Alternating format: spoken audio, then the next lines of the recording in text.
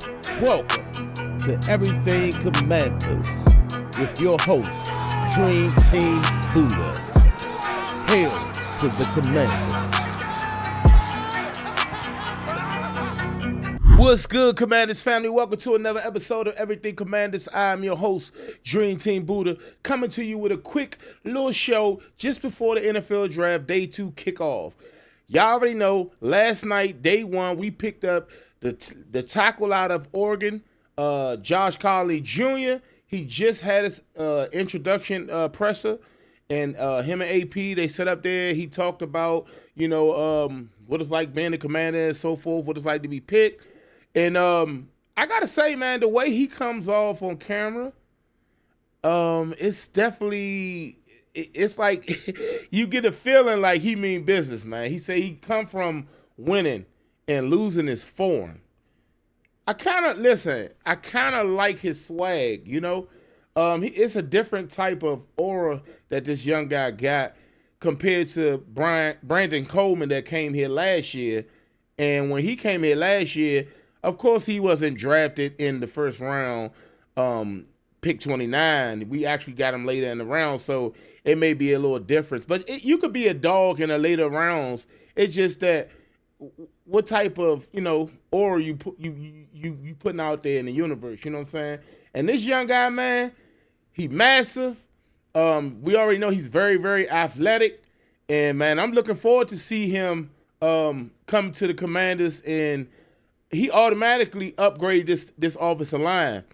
And, I put a video out earlier this morning. We was talking about, after letting some time go by, sitting there, getting a chance to dissect the pick from last night. We did what we supposed to do last night and not what we wanted to do. Now, Adam Peters and them, they wanted to get him. According to Adam Peters, he was the highest tackle. He was the highest player on their board, period, no matter the position. So they stuck to their guns, and they stood on business, and they got Josh Colley Jr. And the more and more I continue to brush up on film about this young guy, to see him, how he stood tall against Abdul Carter, the games that they played. And it was this clip that was going to... First of all, let's talk about this real quick. It's a lot of Commanders fans that dislike the whole situation, To be upset when the pick first happened, I get it. I was upset when the pick first happened. But, I'm always thinking glass half full versus glass half empty. And as I always say, in AP, we trust. So I'm not questioning the situation. Plus, the kid is a dog. He's not a bad person. He's not a bad player. He's done nothing but put greatness out there. He only allowed, 2 sacks in his whole college career? Over 500-something snaps?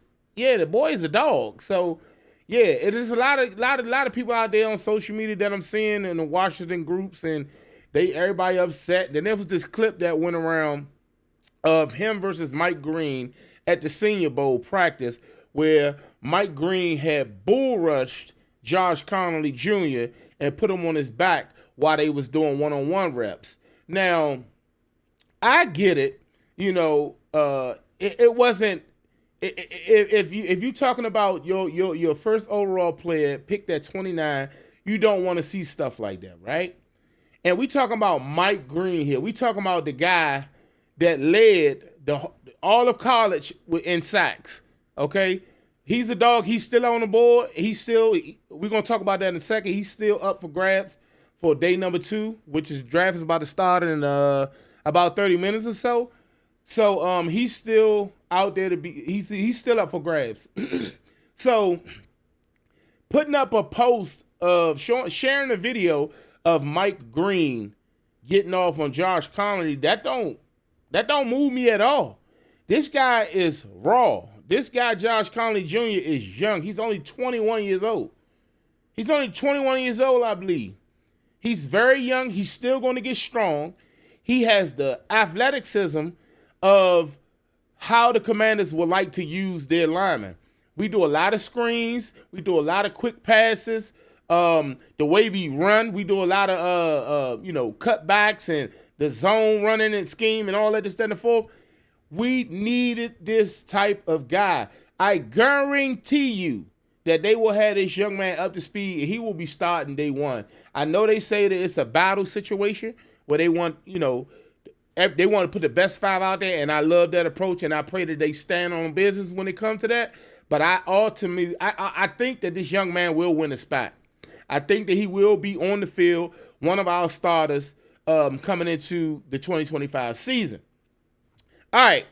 I just saw him have a interview with Logan Paulson and the guys, Brian Colbert Jr., Santana Moss, Fred Smoot, and B. Mitch, and they were just talking to him, and he was saying that he spoke on his why. And I'm a family guy, you know what I'm saying? So when I see another person or another NFL player speaking on their why, and his why is his family. He's a family man, so he say he do what he do just for them. So that goes to show you that he ain't all about himself. He all about those around him, you know what I'm saying? And I love to see that. And the young man looked like he got great character. You ain't hear nothing about him off the field or on the field. So he's the commander type. He's living the commander life. That's why he's here today. All right, so before we get out of here, I want to get into the prospects that's left on the board.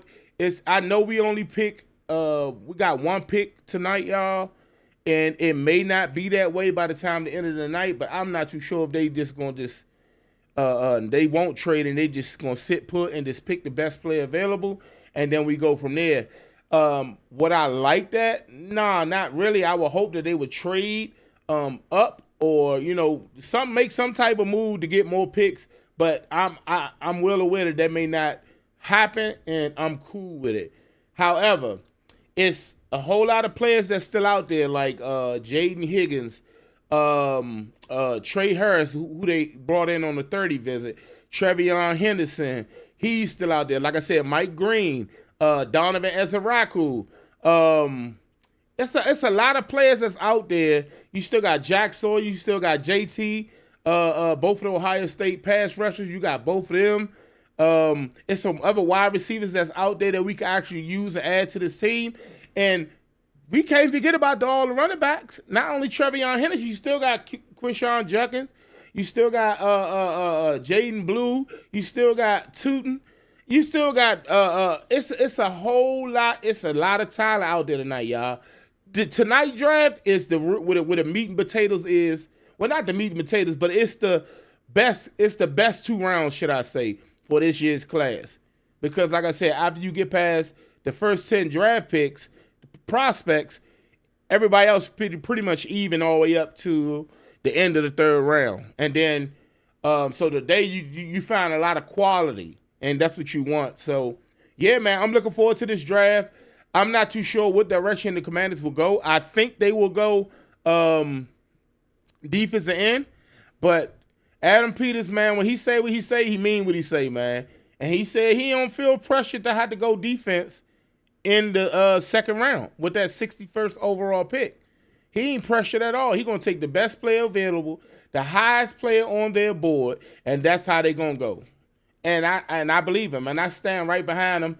And I with my left hand up, you know what I'm saying, representing. Yeah. So I believe what he's saying, man, and we're gonna see how it all unfolds tonight, man.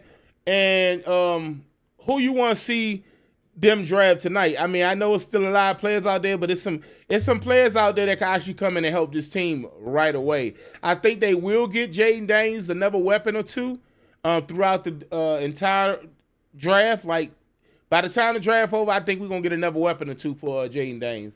But I just want to know who y'all think that we will go after in these 2 drafts. And with this Shedeur Sanders situation that's going on, man, to see that young man not make it in the 1st round, not get drafted, it's kind of crazy.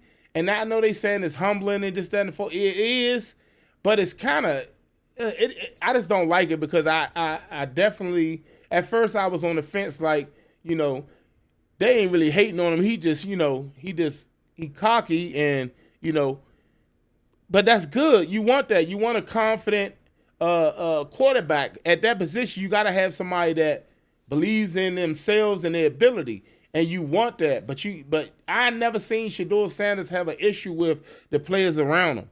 It wasn't no RG3 situation where RG3 came to the Redskins and players didn't want to block for him. They didn't want to play with him because of he just wasn't a team player. That's how they had put it out there. He was too spoiled and all this other stuff. Anyway, but I hope Shedeur Sanders get drafted tonight. If he don't get picked in the second round, I fear that he ain't gonna get picked at all, and that'd be crazy. I think the Cleveland Browns might pick him with the first pick in the second round, but we shall see. That's none of our business. I just wanted to throw that extra topic in there. I hope y'all watching the draft tonight. If whoever we pick or whatever we do at 61, I will make sure that I go live immediately as soon as we make that pick. And so I'll be coming back and catching you all there. Y'all can come back and chat with your boy. I'll be live for a little bit, depending on what we do at pick number 61. And that's going to do it for your boy. So I look forward to seeing y'all a little later on. Before I go, left hand up. Who are we? The Commanders.